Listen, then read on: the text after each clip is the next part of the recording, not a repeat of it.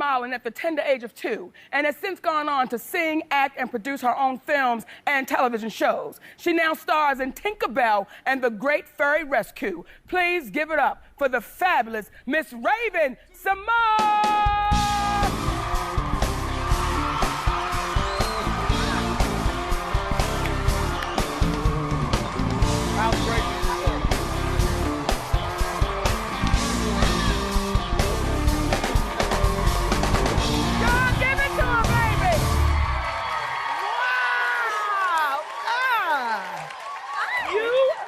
Absolutely stunning.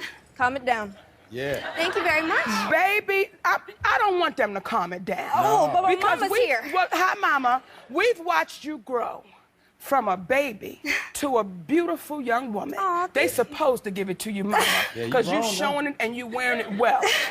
What you say, Rodney? Grown now. She's grown now, baby. Hi. Look at you. Oh, thank you. The last time we were together, you was had at the radio show? Yes. Yes, ma'am, baby. You had your little dog. I did. I have 2 poodles, a black one and a red one, and the black one is a winner. He is shown across the country. He's on his way to Japan and Brazil to show because he needs to make mommy some money. You could sell the babies. Did you know that? I did not know.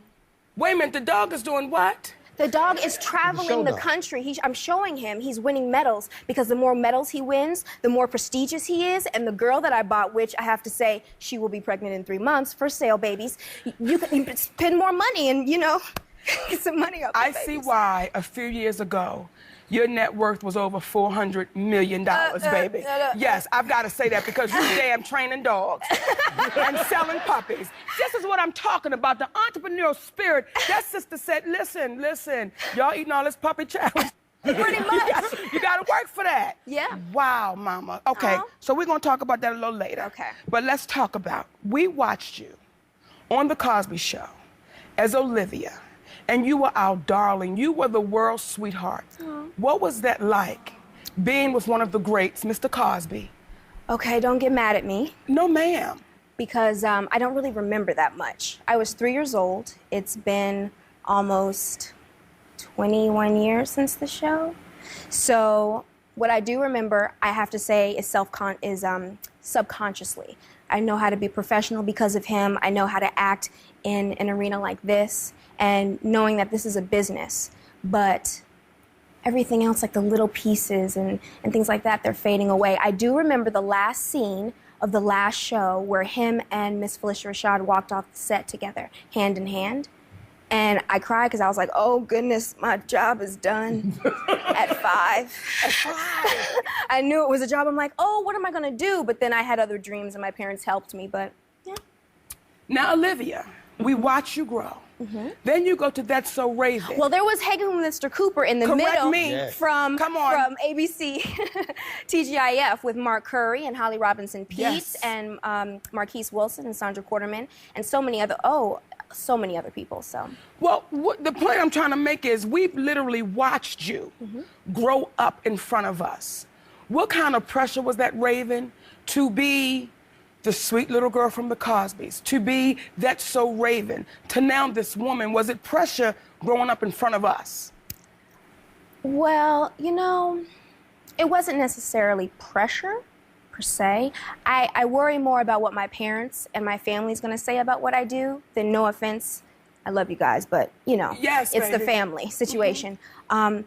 The only pressure I have is to stay myself because there's so many people in the industry that you even work with and you call your friends, but they want to change you for the betterment of their bank account and not yours, honestly. So the more to just stay myself and be comfortable and be happy, which is why I took around 2 years off, you know, these past 2 years, because I wasn't understanding why I wasn't comfortable. So I cut off all my hair, put a weave in, but I cut off all my hair and I was like, I'm ready to go. Let's make it red, I say.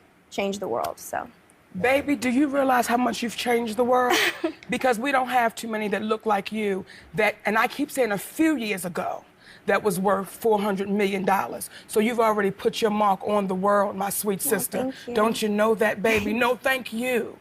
And going from that child to your first adult role, Revenge of the Bridesmaids. What was that like? Now I'm an adult on television. Well, it was funny because I got to say the D word. I still feel weird saying it in front of people I don't know. What's and my the D mama. word? Which one? What is the D word? Now, I done heard of the N word, I done heard of the MF word, I ain't never heard of the D. You're gonna think I'm so bad because I'm 24 and I say it all the time. I'm just not used to it on camera. Yeah. Damn, so that's what the other word was. And then, so I was able to drink wine, and it was funny because my mom saw it. She's like, oh my goodness, my baby's getting drunk on TV. I don't like it, I don't like it. I said, Mom, it's okay. I can't believe I just said that. That was so You can't believe you just said the D word? I know, because I know that there's people watching that it's just, you know, it's... I want to talk to those people watching right now. She's 24 years old, a grown-ass woman. Yes, she said damn. I thought it was the other D word. I thought, wait a minute, what D word, Raven? Now, when we look at you and we see 24 years old, see, when we think of mogul, we think of Oprah Winfrey. We think of, oh my God, all these businesses.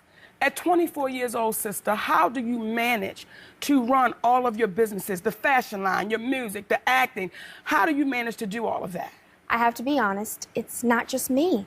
There's so many people behind the scenes that I don't think I would be able to be who I am if it wasn't for them. My business manager, which is my mom, the team that make me look like Raven-Symoné in front of people because I don't look like this when I wake up, the managers and the lawyers who keep everything in line, the smart people that are like, you know what, Raven, I know you like this, but that's not going to work for you. And I have to just sit back and, you know, take their opinion.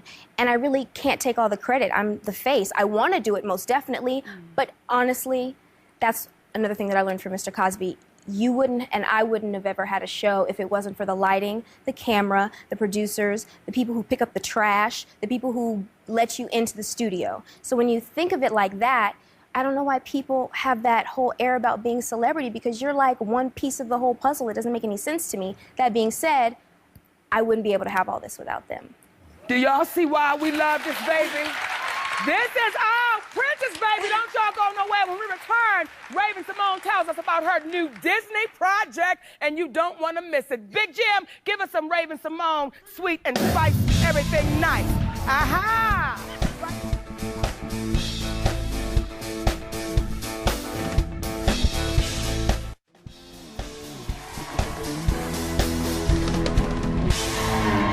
Welcome back. I am here with our sister Raven-Symoné, who plays Iridessa in Tinkerbell and the Great Fairy Rescue, now on Blu-ray and DVD. Now, Miss Raven-Symoné, we're going to talk about your movie. Okay. But first, I want to talk about the singing and the rapping. And is there a new CD coming? I'm working on the 5th album. It should be out next year. Let's hope. I've been working on it for 2 years because I was lazy. So I'm here now. Hopefully, I'll get it together. And next year, there will be music. As of right now, I'm not on a record label, so I'm able to try all different types of music, which is exciting. So we'll see what happens. I remember meeting this very young lady when she was such a young lady at Ricerstown Square Mall in Baltimore, Maryland. You were doing an autograph signing because you had a hit record out. It was Sugar and Spice and Everything Nice. It was called That's What the Girls Are Made Of. And you know who wrote it? Melissa Elliott, who now is known as Missy. Wow. So I was like, whoa, that is crazy, because now she's all famous with albums and she doesn't answer her phone. Missy, return our calls, I just want another song, Missy, just one more. Now, in Tinkerbell and the Great Fairy Rescue, and you play Iridessa. I play Iridessa. Tell us about it. Iridessa is a light fairy, and she is the type of fairy that wants everything right in its place, and her best friend is Tinkerbell. Now, the cool thing about these DVD installments, we're on our 3rd one right now, is that this is the story of Tinkerbell before she met Peter Pan, the moment she's created. And Tinkerbell is actually one of the oldest characters that belonging to the Disney Corporation. So I had to be involved because, one, there's an African-American fairy, which there's not, to be honest with you, that was actually the first African-American cartoon in a Disney movie character. You know what I mean? It's a big deal. So, we know what she means. So that's a bunch of them down here. I just want to let it be known I'm from Decatur, just so you know. I'm just letting you know. And yes. And Alpharetta. And to all the fairies down here, we absolutely love you. I do. And so we're on our third installment. Lucy Liu is a part of it, Mae Whitman, myself, and so many other people. It's a really cool story. Well, we have a clip. Now set the clip up for us. Tell us what's happening. So the Great Fairy Rescue, it's thought that Tinkerbell gets kidnapped by a human for the very first time, but she doesn't. However, her friend fairies don't know, and I get to use one of my fairy powers to save us. Do you see what I'm saying? Do you see what the black fairies do? Let's take a look at the clip. Do you feel that? She's starting to break free. I don't think so.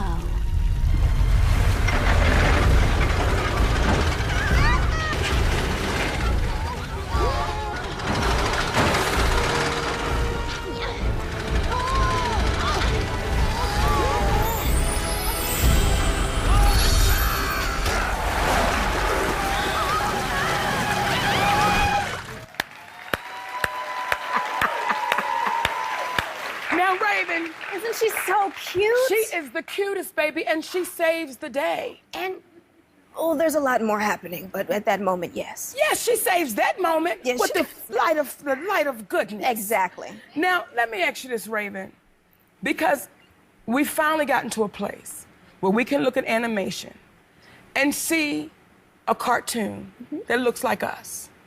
When we get this DVD, what do you want us to walk away with?